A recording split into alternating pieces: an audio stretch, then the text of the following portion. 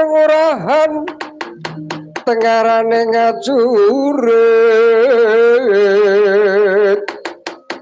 gong beri maguru kongso tetek muya kaya mutula ora pangri ing turangga esti terkata ingkang dojo layu sepit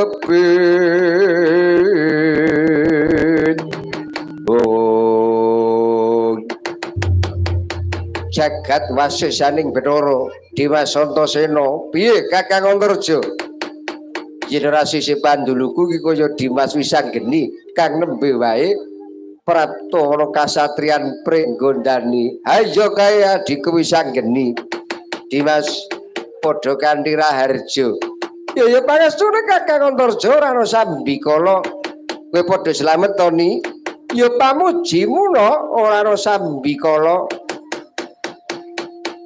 Paman kala Bendana lah dalane apa ora kenyana-nyana jebul Adiku Wisanggeni kelenggan iki tedhak ana kasatriyan Pringgondani yes sak karepmu nggon marep rebukan Dimas Wisanggeni apa Kakang Antarja sumengane ngalihpun Kakang kepengin meratelaken apa kang kedadian kang ana ing kasatriyan Pringgondani ndadekno pangertimu kadangmu Dimas Gatotkaca kelenggan iki honcat saka kasatriyan mula ora kenyana-nyana Dimas hanjok ana kasatriyan ana wigati apa Kakang Antarja Kakang Antasena ya piye mula aku tumurun saka kayangan ngerti kahanan kasatriyan Pringgondani Kakang Gatotkaca mendra saka kasatriyan yo tak paringi ngerti yo Kakang Antarja Kakang Antasena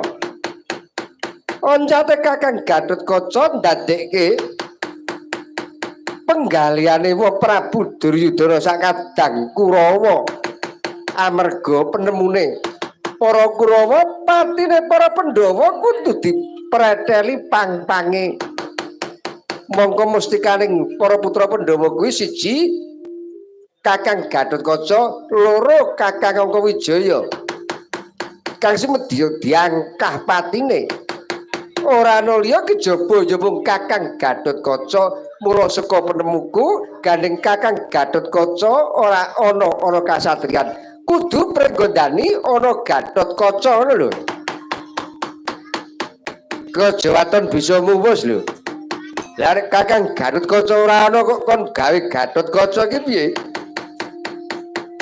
iya Dimas aku manut karo penemune Dimas Wisanggeni ya saiki aku tak rembugan karo Paman Kala Bendana Paman Kala Bendana ana apa saiki ngene Kakang apa Paman Kala Bendana supaya Pringgondani ana Gatotkaca ora gawe kuciwane para Kurawa kowe manut karo saareh perintahku ya wis manut piye yen mengko ayo kowe tak dandani cara Kakang Gatotkaca ya sak karepmu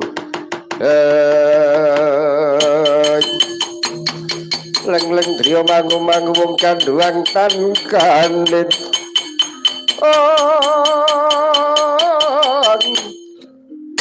lamun tan tulusa mengkundiah utama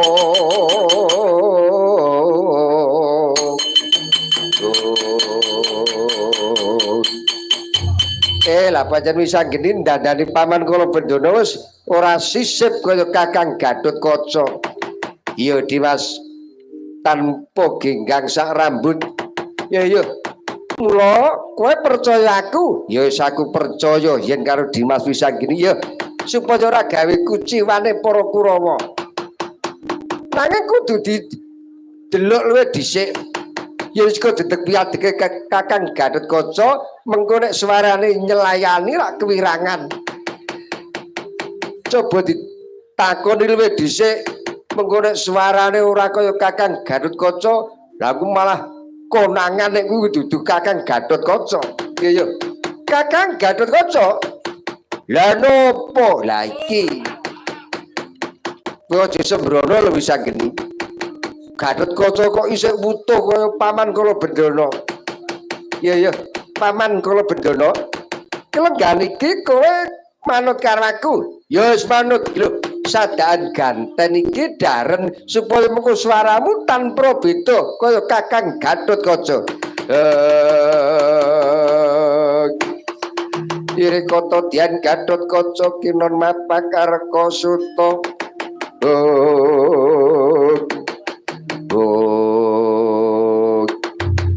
Jagat Dewa Bathara. Ya tak trima wisanggeni kowe bisa gawe aku Gatotkaca ana pringgondani. Lah rak ngono. Percaya ora Kakang Antasena? Lah pancen kowe iki limpat tenan kok ni. Nek umure ki tuwa aku ning terangane ngelmune iki kalah tuwa aku karo kowe iki lho. Kula ya wis aku manut Kakang Gatotkaca, aja kuwatir mengko aku sing ngemongi ana jagatmu. Yen to kowe aku sing ngomongi kowe bisa mabur kaya Kakang Gatotkaca turta digdaya. Saiki metu njaba Kurawa mesti wis padha angok-angok tlatah pringgondani ya Dimas.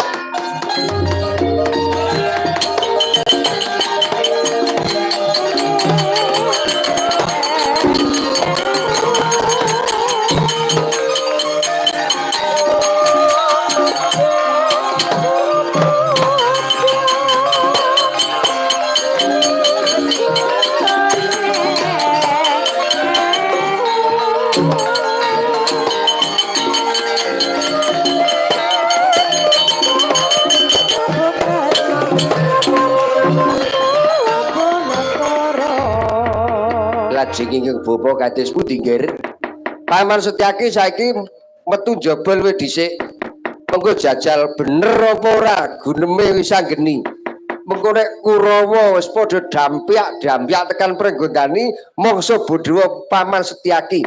Mengko nek Paman Setyaki kewragangan, aku karo Kakang Ngantarja mbelani Paman Setyaki ngono. Yen mekaten kula nyuwun pamit badhe ngrumiyini lampah. Kados pundi mangke Para Kurawa estu wonten pringgondani menapa mboten ingkang ati-ati lho Paman Setyaki.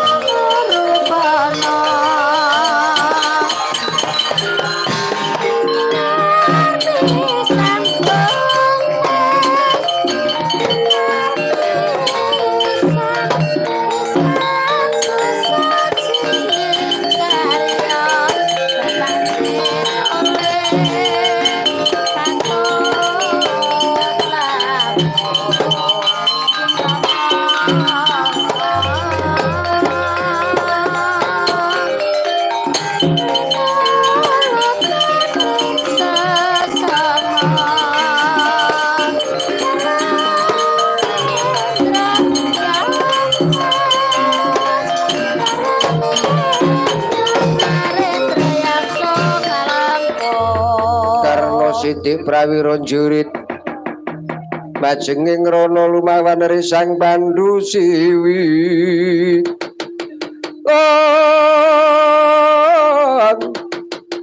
murid jaya ing palyugan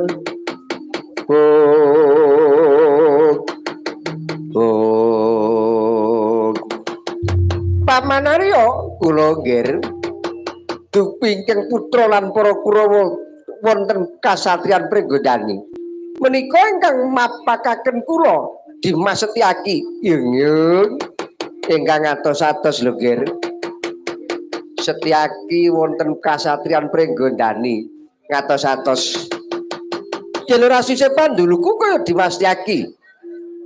Oh babamu kok Adipati lho. Nungkak krama karepun Kakang. Aku ngajeni karo Kok Adipati ya selaya. Ora ngajeni ya selaya, ngajab selaya karepun Kakang. Oh babamu. Aku ngerti watake para Kurawa kaya tunggak kemaduh. Karep gawe cintrakane Anggir Gatotkaca kena Waton Setyaki pecah dadane lah ngajab selaya ora perlu kowe deku-deku nyembah karepun Kakang nek pancen kuwi watak perwira watak satriya jajarana lenggahe Dimati Karna Jaja muntat pindho kineptat netra kocak ngondarandir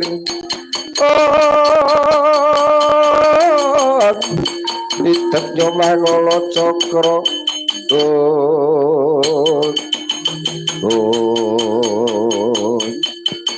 Paman Arya badhe tindak pundi? Kula boten wingking kemawon nggih yung bareng Setyaki ngadeg kaya dililing Banaspati kula nggih. Setyaki, oh babamu, Kok Adipati. Ora kira tak eman, oh babamu. Kepara Kok Adipati ora kersa kundur ana negara ing Ngastina. Kelakon tak gawe bubar mawut para Kurawa babu. Lena pangin ndamu kelakon tebak bilai aja tinggal loncat bidiamrul dadamu.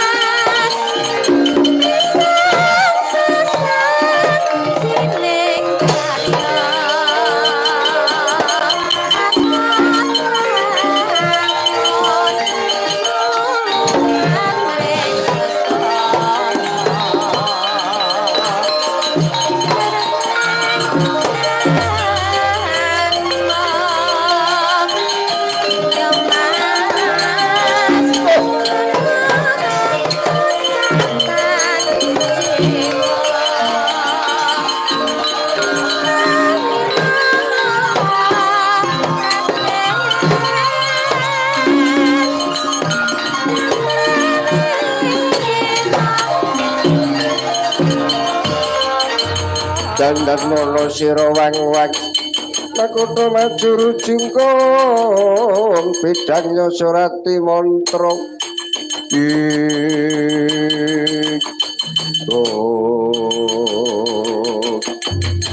Setyaki Kang Gaton ana ngarepan babamu Kartomarma bawa ngayomi Gatotkaca kene mergari batimu ora semingkir kelakon tak gawe Cintraka ana papan kene gaganmu wis aduh Pak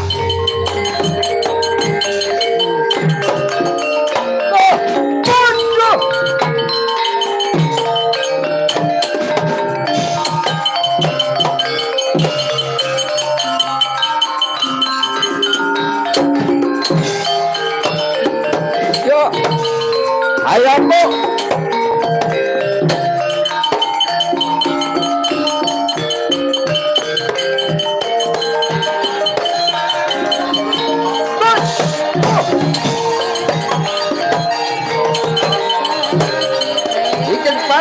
Ruhun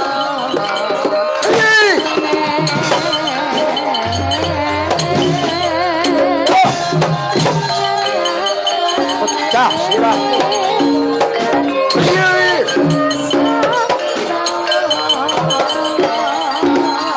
belas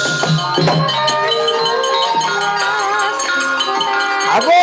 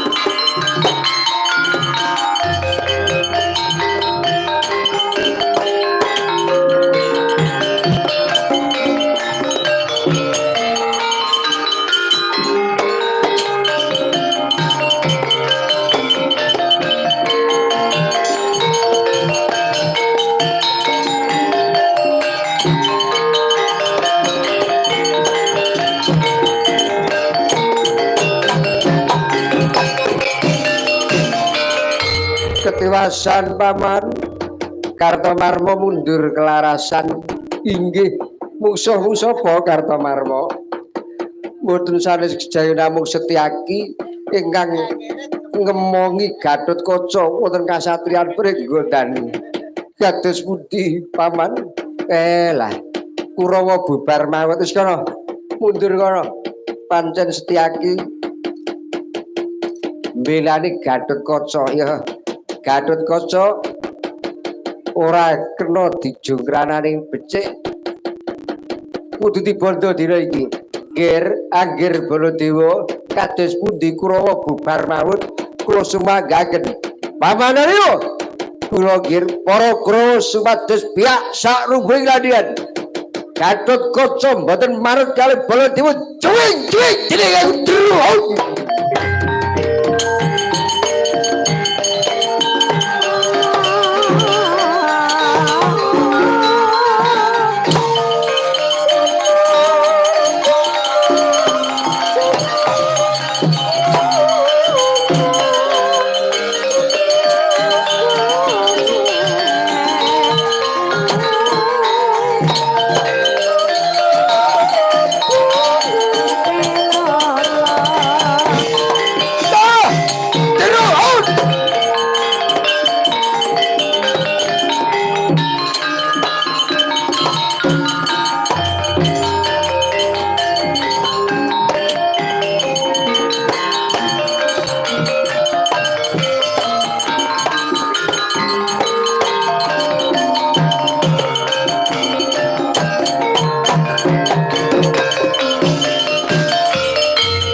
Monta pindo kinetam netra kocak ngondarandir item nyomangolo cokro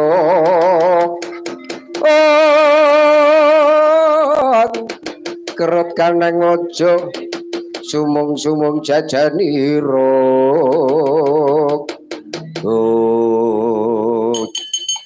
Druhun Dewa Molonong kaangke Gatotkaca Kulawa kowe pamer katigdayan para Kurawa bubar mawon salang tunjang rebut jujuk kowe ngraupi banyu lho karo Baladewa Druhun Baduwa lirepan saking bebendu kula ajrih kalian siwung kowe wedi karo Baladewa inggih kula ajrih yen kowe wedi karo Baladewa kenang apa kowe kelegan iki Setyaki ngayomi karo kowe para Kurawa bakal sonjara Pringgodani malah digawe kisul digawe bubar mawon yen ora merko pokal gawe ora klakon inggih nyuwun pangapunten. Piye? Rembani apa wedi karo Baladewa? Kula hajrih kalian Siwa nanging nun sewu Kurawa tedhak wonten Pregondani. Kersanipun para Kurawa kados pundi kula rak dereng mangerti. Ingkang baken kula mboten badhe mundur jakah yen Kurawa badhe dakah-dakah wonten ing kasatriyan Pregondani. Piye? Wali karo Baladewa takut cuwing-cuwing badanmu iki rohone. Kampung.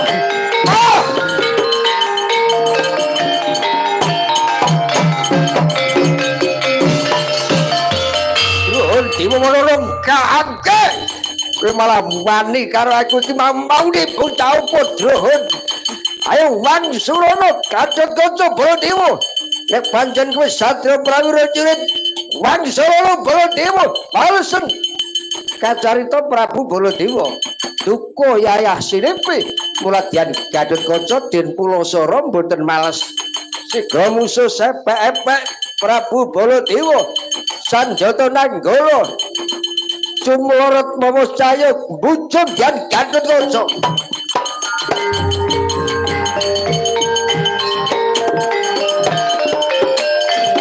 Ayo kurang sedikit pilih dengan kau. Ampun.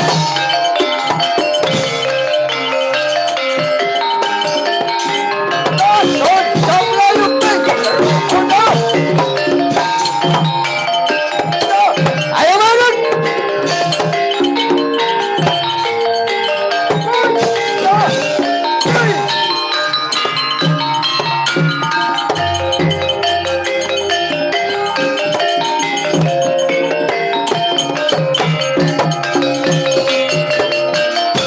Kacarita Prabu Baladewa ingkang asta Sanjata Nanggala yen Gatot-kaca saged katingkes sumedya den dawahi Sanjata Nanggala kataman Sanjata Nanggala jan Gatot-kaca mboten sira margalayu nanging salah kedaden paprangan nono Baladewa Surya kembar. Apa pilih jenengku?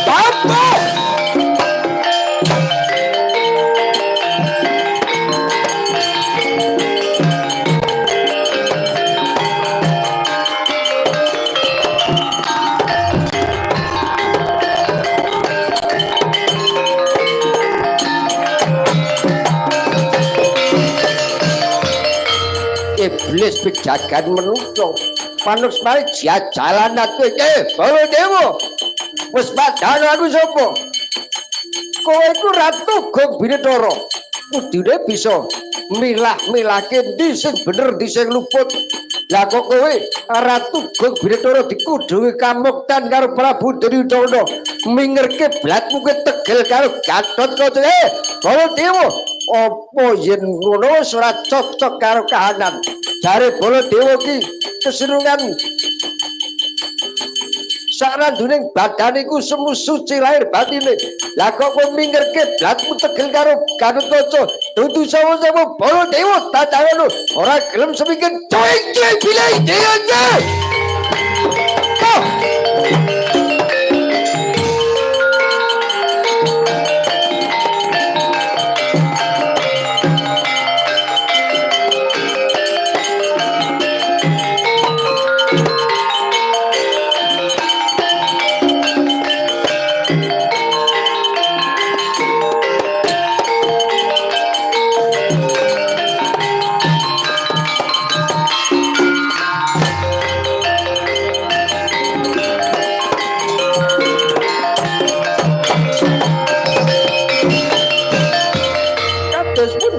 Prabu Yai Gero kula Prabu sewu kewirangan pun Kakang Gatot-kaca tak tingkes ora tekeng pati malah ana Baladewa Surya kembar. Wah kewirangan aku malah diuman-uman karo Baladewa.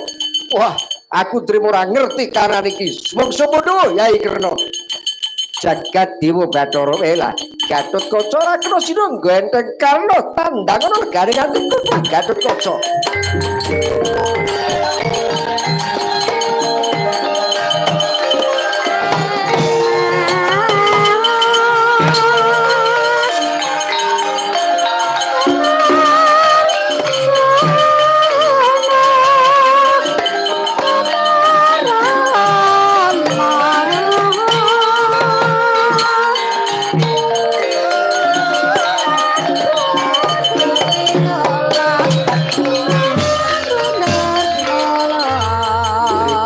yang Gatotkaca kinon mapakarko suto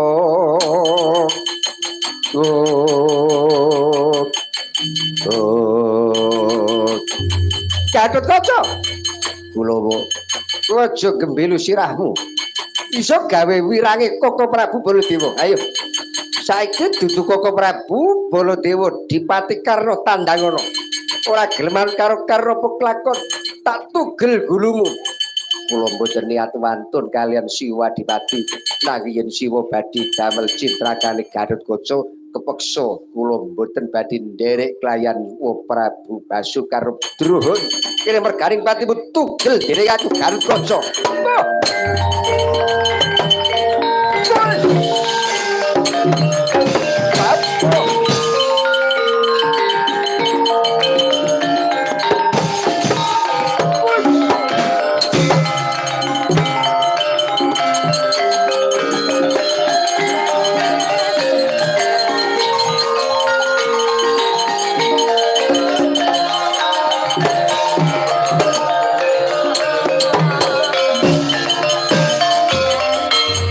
Gatotkaca Kulawa pancen gembelo tenan sirahmu kowe tak gawe cintraka ora males karo wong tuwa peklakon kowe mati saka keris Kiai Kaladente terkatak nyandak keris Kiai Kaladente Dipati Karna saobor pamore uwal saking sarungan simedheden tamaken dadane Dian Gatotkaca mboten sira mergolayu Dian Gatotkaca nanging wonten Basu Karna Surya kembar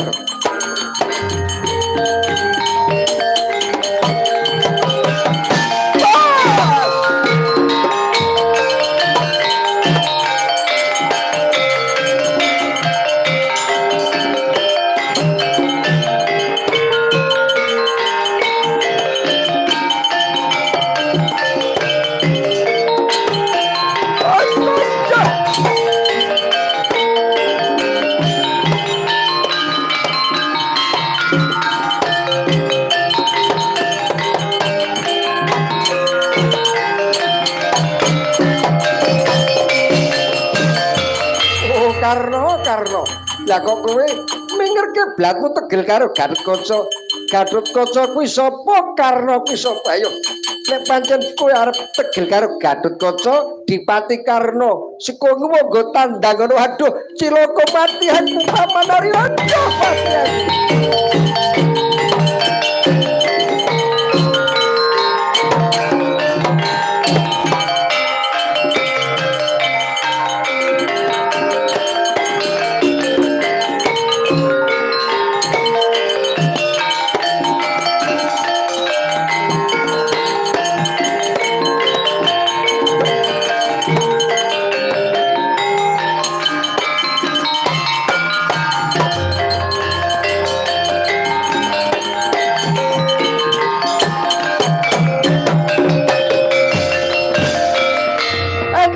mati Arya Kakang Durna kula panjenengan wau matur ngersane anggir Prabu Duryudana patine Pandhawa kudu dipreteli pang-pangi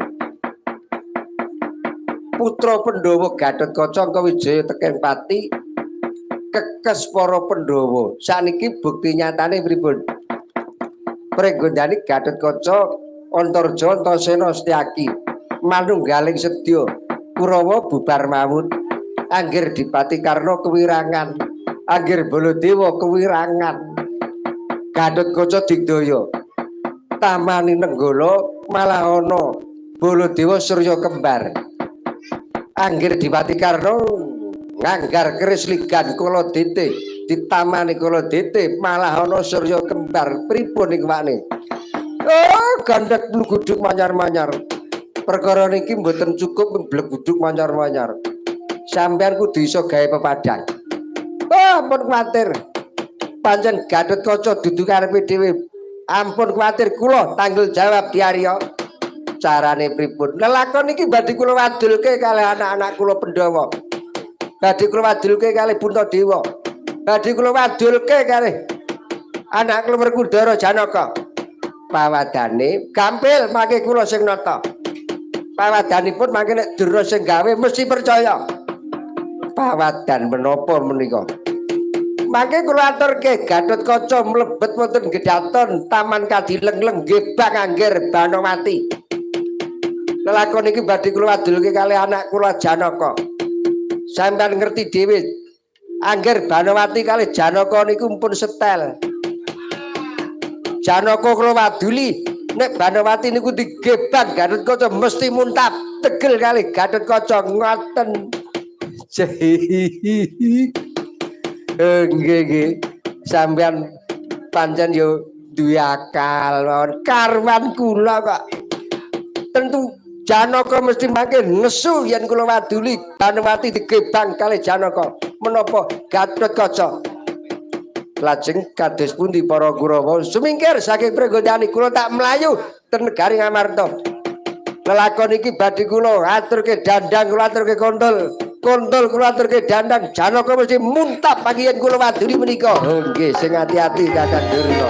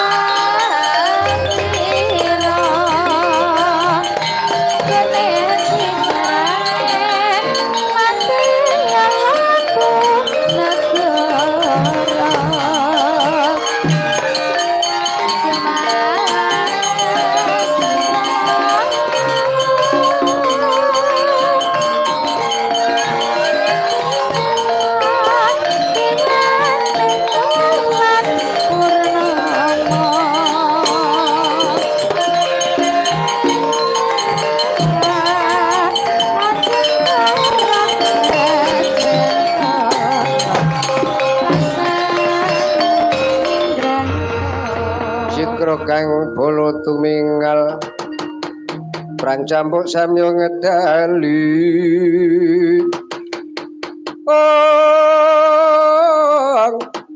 liret dadit wileting godhong dah yang gung mangoncang niti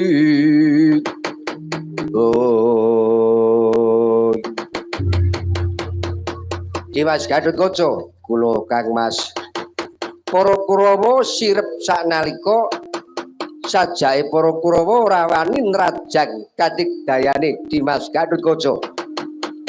Pangestunipun Kakang Antareja para Kurawa mboten wonten ingkang sumedya gendhak sikara kelayan kula. Ya saku gumun karo kowe kok Kang. Anggere para Kurawa bakal gawe cilakamu kaya dene Siwa Baladewa arep mateni kowe nganggo nenggala malah ana Baladewa Surya kembar. Siwa Dipati Karna ya ngono. Ana Karna Surya kembar. Wis percaya pancen ya ampuh tenan dayane paman kula Bendana karo adhiku Wisanggeni kok ya saiki kepiye Dimas Antasena. Ya saka penemuku saiki ayo nyiwer ana kasatriyan pringgondani. Ya karo nunggu pundure Kakang Gatotkaca anggone uncat saka kasatriyan iki gayuh apa ngono lho Kakang Antarja Dimas Antasena ya.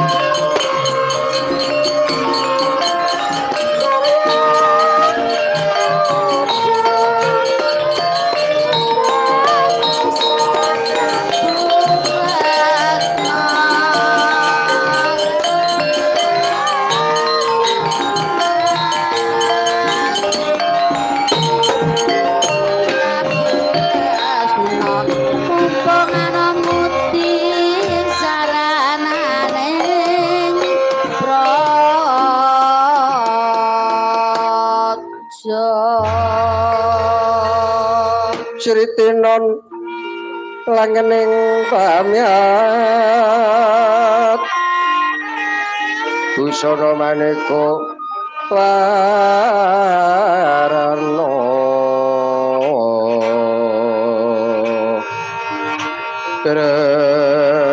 renggeng kancana ratna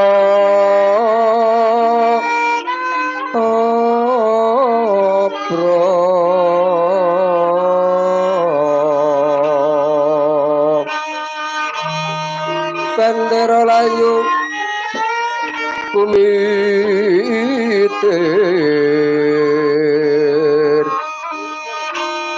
sendrang pandres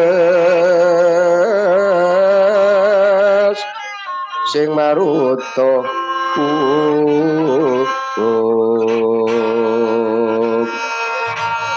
serna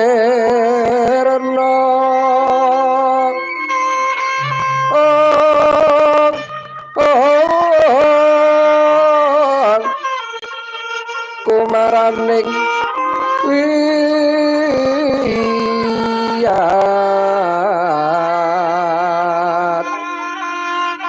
pandyan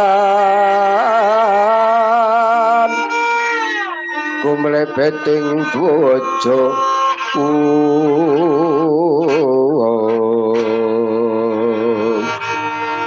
Supras gayune pangkat prapal Puspito hanjraing citi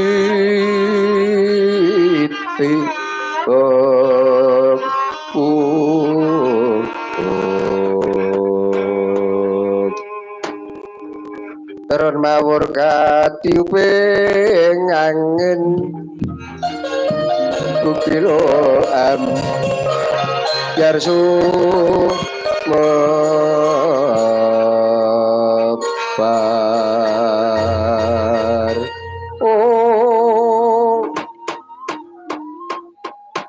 pulung-pulung akendang maut peksikat rajang kajeng ageng alit kababat karungkat rungkut-rungkut sumila awit kaprabawan Bandayuda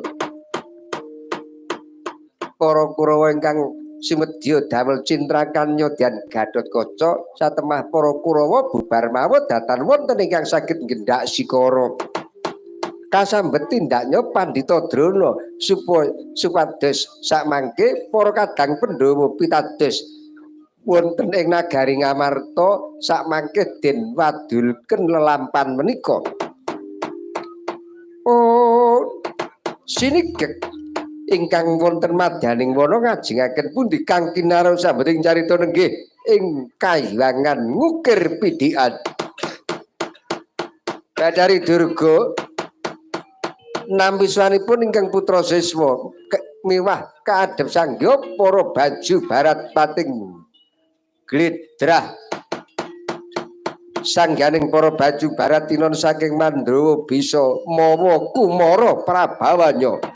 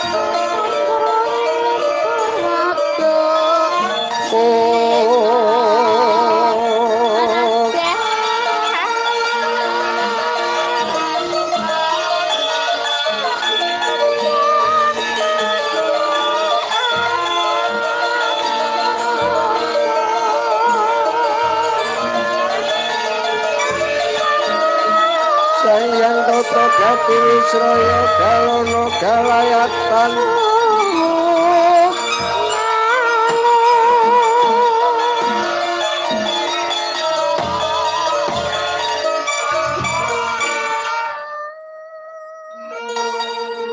Kang kinarya sambeting carita nenggih Kahyangan Ngukir Pidikan ya pasetran gondo lumayit ya saged sinebat ing Dandang Mangure Sinten ingkang kepareng ngrenggani kayangan ukir pidikan sayekti menika janggeping widodari nanging apa siaksi sinten ingkang angrenggani ngratoni para baju barat jim setan priprayangan klek-klek balonga candak geneping widodari ingkang bebisik Bathari Durga ya sang pramoni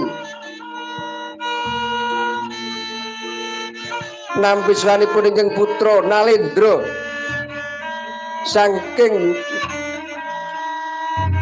Tirta Kadasar jejuluk Prabu Dewa Bantala. Prabu Dewa Bantala sumambung pungkur Sanghyang Jaramaya. Sanghyang Jaramaya kasambung pungkur sangganing para baju barat.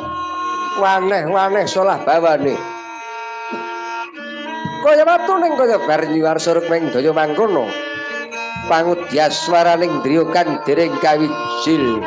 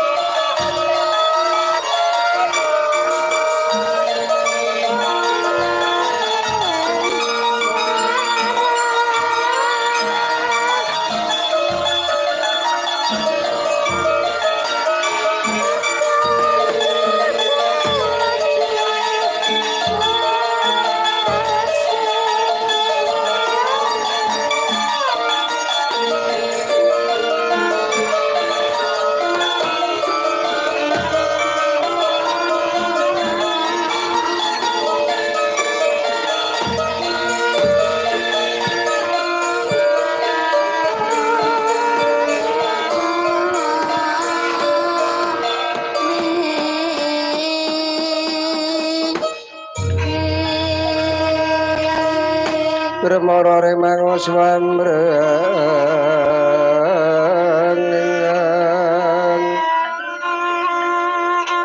kati karunaning kasuk waceng kati karunaning kasuk kaning marga memalatku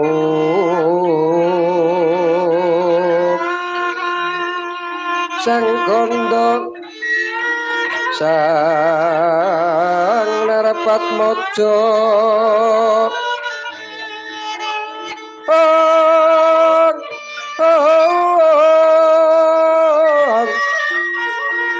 leng leng lalu angulati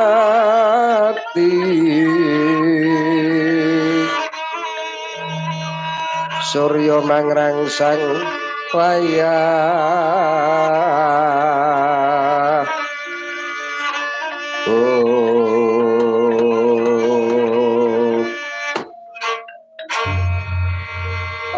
nilahing pangastura masidham sekaring bawana langgeng mengko dhisik to nggir Jaramaya kula sumenaska sawetara ya Jaramaya dawuhna para baju barat seka sumene sawetara mergo aku sing medya ngacarani sewane anakku murid Dewa Bantala kula nuwun inggih Ibu Bedari nggih anakku Dewa Bantala padha kanthi harja sewanmu kula ora kayangan ngukir pidikan nuwun pangestunipun Kanjeng Ibu mboten mangke sambi kula kepareng nyaosaken sembah pangabekti mugi kunjuk ya ulun tampa nggih ana wigati apa sajak sumengko pengawak bojro sawanana ngersane pangayunan ulun Dewa Bantala sampun dipun parengaken kula matur wonten ngersanipun Ibu Bedari ya ulun ideni nggih sepisan sawan kula nyaosaken sembah pangabekti mugi kunjuk ya ulun tampa tiningkang angka kalih ingkang putra Simedya Darbe panuwun dhateng Kanjeng Ibu Bedari yen to panuwun kula menika mangke mboten pun pinangkani pilalu ingkang putra Katigasa jangga kula Ibu Bedari lho mengko dhisik to nggih Dewa Bantala Jagbacut anggonmu kepengin nganyot tuwuh merga jeneng kita iku jejering Nalendra Gung Binathara kita Darbe Panmundut apa mesti ulun ideni nggih Dewa Bantala Ibu Bedari apa ingkang putra sampun jumeneng ratu berbondo Bandung Sentana bondo kula seprapatan jagat kula Nalendra gegeduking jagat digdaya sekti mandraguna kaloka jagat Nalendra gegeduk samaladuk deng samaladeng kula sampun boten kuciwa iya nanging boten kuciwanipun apa nggih kang dadi telenging atimu mboten sanegi jayu nambung kula kedah gayuh tetimbangan panjalmane Bathari Sri Widawati kula jumeneng ratu wonten negari tirta kadasar mboten saged menep rasing manah kula yen to kula dereng dipun ladosi jejering manodya ingkang dados telenging ati kula panjalmane Bathari Sri Widawati pramila kula nyuwun sabdanipun Kanjeng Ibu kula nyuwun dipun bantu wonten pundi lenggahipun titise Bathari Sri Widawati yen to sampun kula dipun paringi pangandika badhe kula gayuh panjalmane Sri Widawati Ibu Bedari leng-leng driya mangun mangungkung gandhuwang rimang lirlena tanandangkanin lamun tantulusa mengko ndiyahutama sang nata mudha wuwusang repok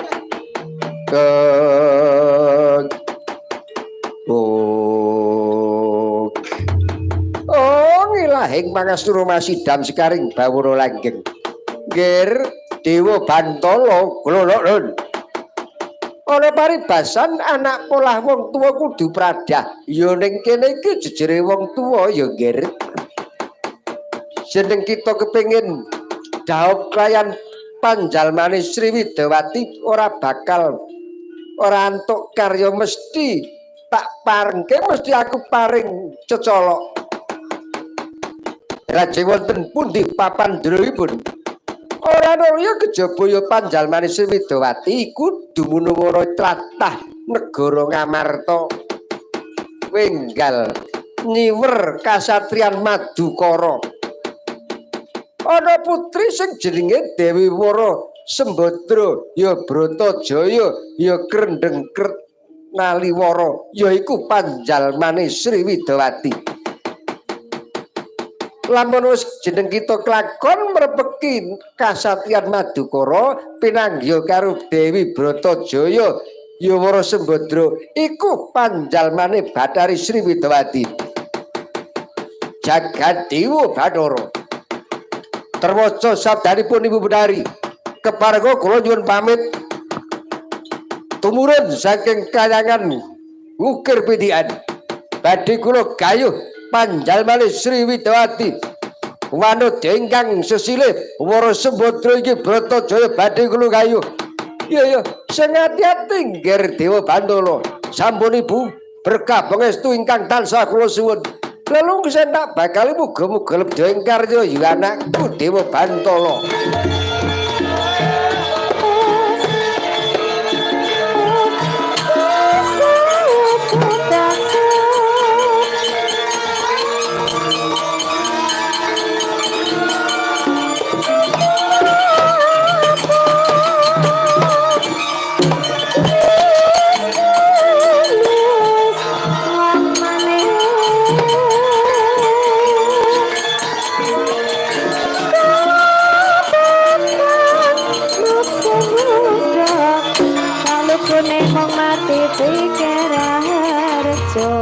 Jaramaya kula wonten dawuh Ibu Bathari lapaten anakku murid Dewa Bantala lan kowe tak parengke nganti mban kalika budalna pasrahana supaya gawe kisruh negara Ngamarta sak kiwa tengene nyuwun pangestu mangke kula tak imbal wacana kalih sinten niku wau mban kalika nggih kalika badhe kula rembagan kalih kula mangke badhe kula damel kisruh negari Ngamarta Madukara sing praita ngati-ati Jaramaya.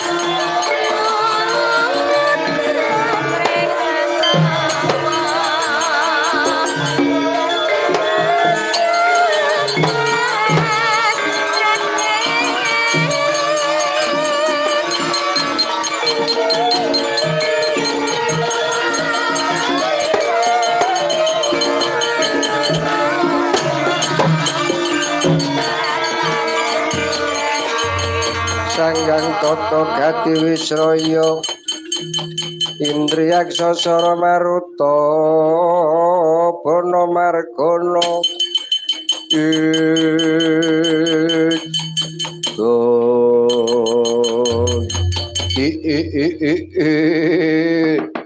Percoko belah iblis lanat jik-jikan emban kaliko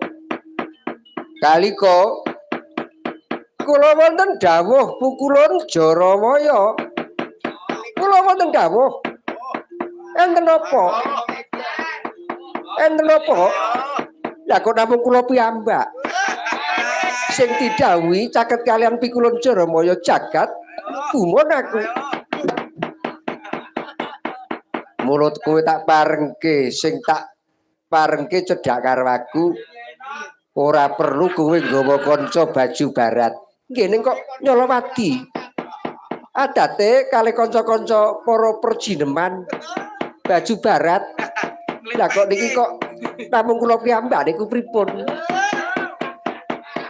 Isin kula dadine wong adate karo kanca-kanca kok ping kula nyelandri ki ambak niku gumun.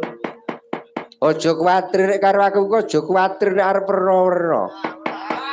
Dadi kowe tak timbali ana ngene iki gandeng kowe kuwi dadi perjineman ngukir pidikan kang sifat kajiman. Kowe gawenen kisruh para kewula negara Ngamarta, gawenen kisruh kawula Madukara. Budalna jim setan priprayangan klek-klek balonga candak. Gawenen kisruh nalare para kewula sing kakung ya supaya ora padha mituhu karo piwulang luhur. Sing wong wadon gawenen geger, aja nganti rukun karo keluargane. Gawenen cungkrah. Nek perlu sing wadon-wadon gawenen minger kiblate, gawenen selingkuh karo sapa wae. Diri godanen ya. Jagat Dewa Bathara. Nek ngoten kemawon niku mang pasrahke kula pun sumadya ngoten kemawon.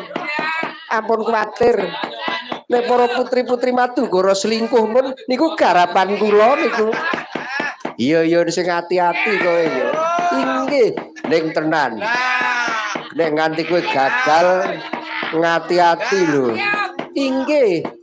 Iya aku iki gumun karo kowe iki senajan to kowe iki wong wadon ning buta sifat kajiman ngono. Inggih. Dadi upama kowe iki iso gawe kisruh mengko enggal gawenen geger kasatriyan Madukara. Inggih, ning ampun mak ngoten niku to. Kula njuk geragapan rasing ati kula. Aku percaya karo kowe nek nganti kowe ora kelakon gawe kisruh ngati-ati yo. Ampun kuwatir mangke kula ingkang badhe ngrekada ya kula Ngamarta Madukara minger kiblat mang pasrahke kalih Mban Kalika. Iya Mban Kalika iya.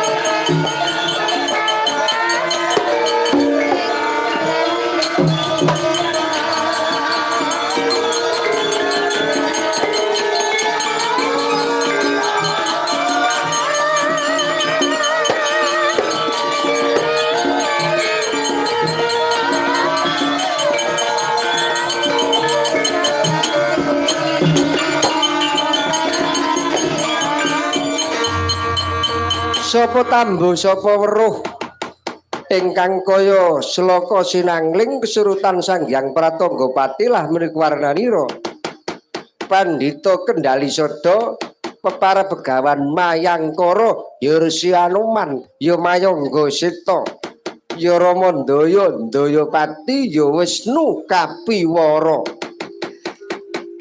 jiring penggalih Siwedya melapat nagari Ngamarta mangkono pangudyaswaraning driya pangewang rama-rama sesembahanku saka atiku momonganku para Pandhawa arep nampa cobaning Bathara Rakit tansah gebyaring dadit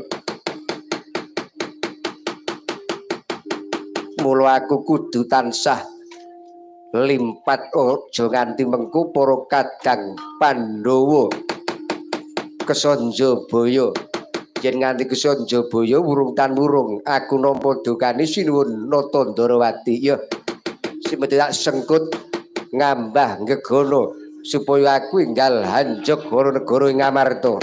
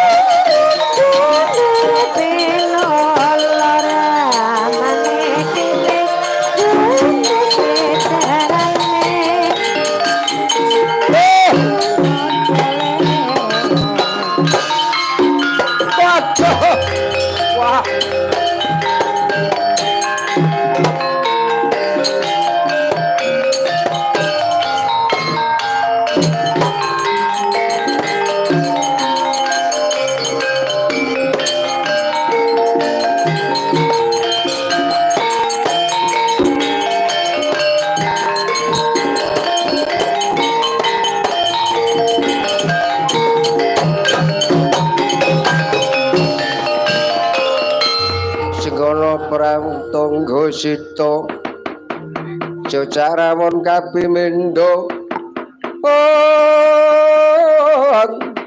pinanggi anggota mangsah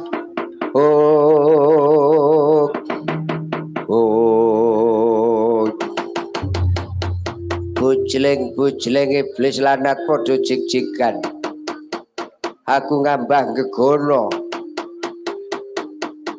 kepranggul karo wujudan kang kaya mengkono kaya sloka sinangling kowe iki bangsane apa nek kewan kok sandangane kaya ngono nek manungsa nyatane duwe buntut kowe iki bangsane apa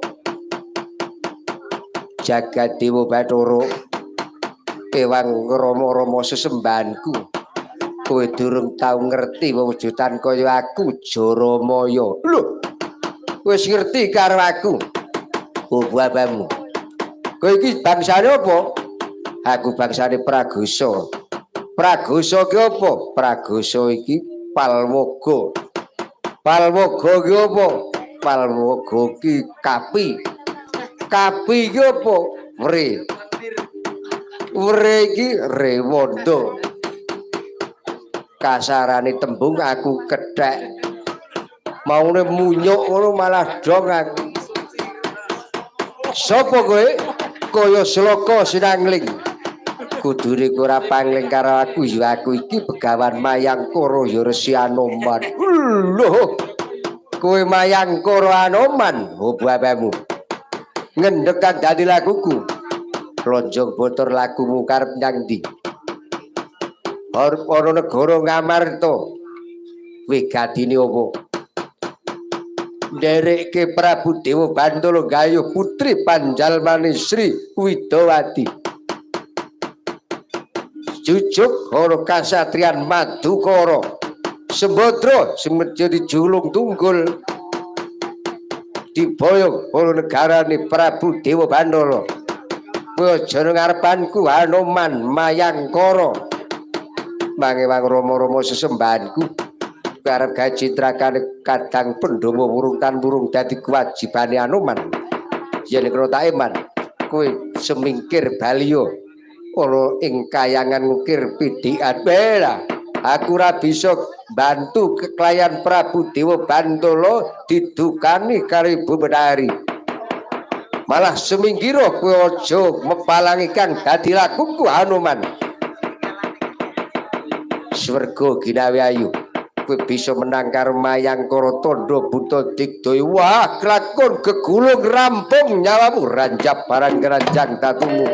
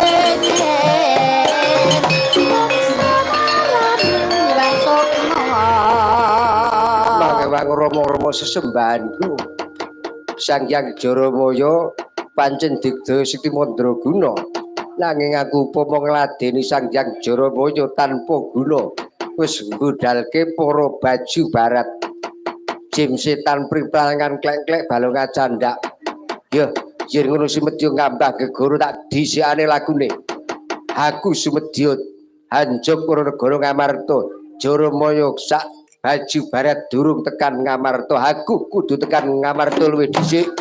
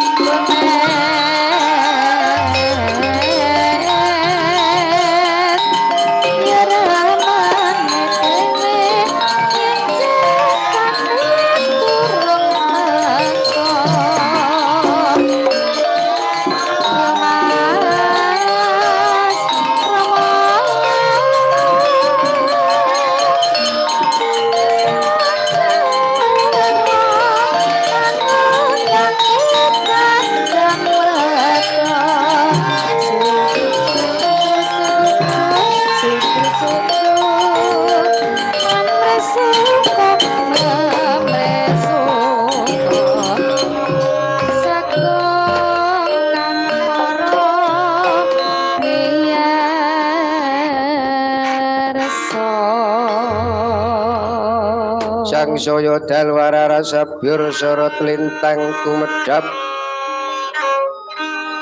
titi sonyo smadya latri lumrang gandaning puspita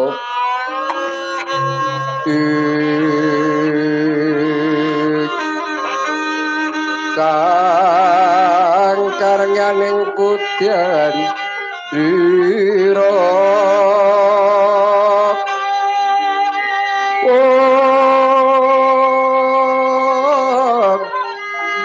Sang Dwijawara tamrek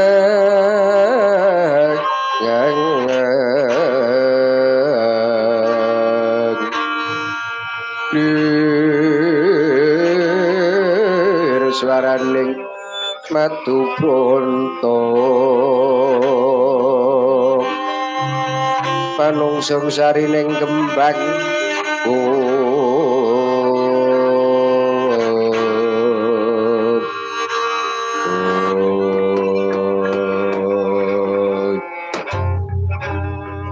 Mban kalika kula wonten dawuh kulon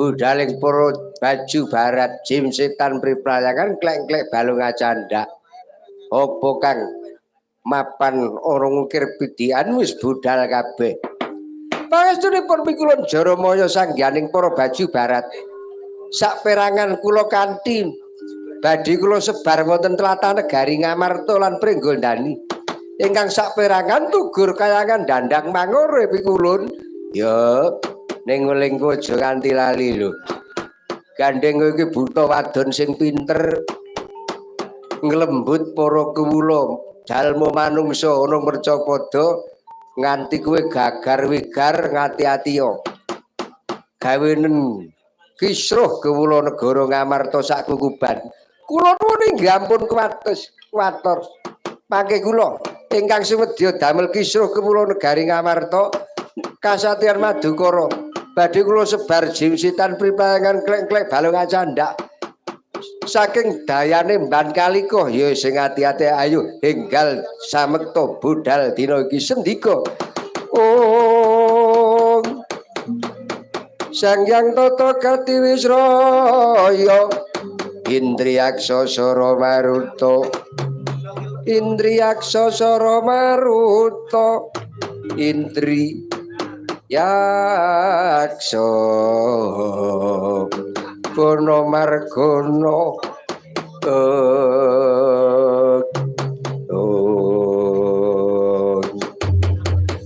kabeh para baju barat enggal budal ayo kowe tak kanthi ana negara Ngamarta sak kukuban Madukara gawenen kisruh nalare para kewula sing wong lanang gawenen kisruh aja nganti kelingan wajibane karo kulawargane sing wong wadon gawenen kisruh gawenen aja nganti bekti karo sing kakung kepara gawenen congkrah kepara gawenen aja nganti rukun supaya geger negara Ngamarta dika lajeng mangke kula ingkang badhe ngruda peksa para jalma manungsa tlatah Ngamarta iya aku percaya karo kowe baju barat anggere sing kaya kowe iki pinter gawe pengaruh ana mercapada pokoke mulingku siji sing wadon aja nganti bekti karo sing kakung